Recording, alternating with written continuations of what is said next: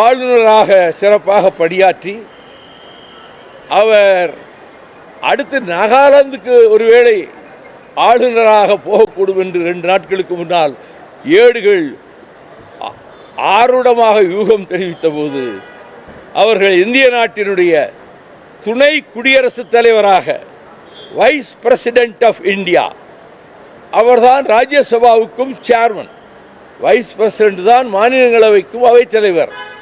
அந்த பொறுப்பினை நமது தாய் தமிழகத்தைச் சேர்ந்தவரும்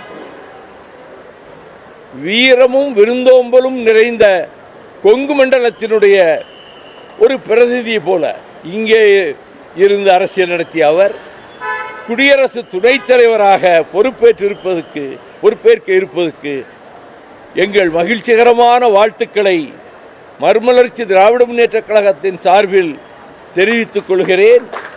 அவர் ராஜ்யசபையும் அவைத்தலைவராக இருந்து சிறப்பாக நடத்துவதற்கு வாழ்த்து சொல்லுகிறேன். துணை குடியரசுத் தலைவர் ஒருவேளை அடுத்த கட்டத்தில் குடியரசுத் தலைவராக கூட ஆகக்கூடும்.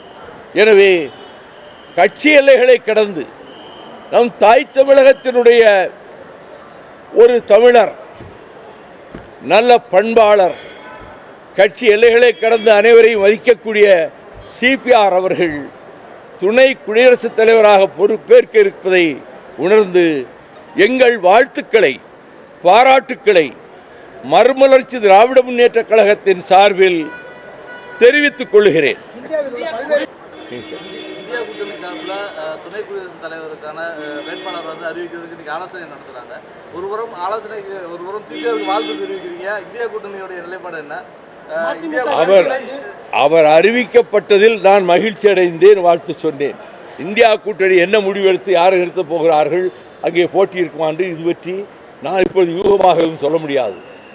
நண்பர் என்ற முறையில் கட்சியை கடந்து அவர் தமிழ்நாட்டைச் சேர்ந்தவர், அவர் துணை குடியரசுத் தலைவராக தேர்ந்தெடுக்கப்பட்டதில் கட்சி ஆச்சரியங்களை மறந்து நான் வாழ்த்துகிறேன்.